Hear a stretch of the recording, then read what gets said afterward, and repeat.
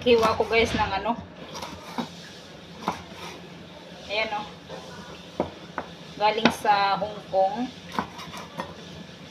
Tapos mayroon akong eggplant dito. Ito gagawin ko to sa fried rice. Ay, sorry. Magluluto ako ng fried rice. Lalagay ko to. Ang ganda oh.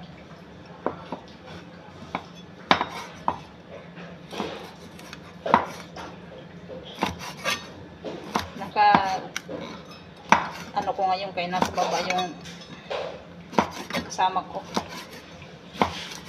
Aswang ba? Ang ganda ng meat. Ayan. Sariwa. Ang dami pala. Lagay ko sa eggplant yung iba.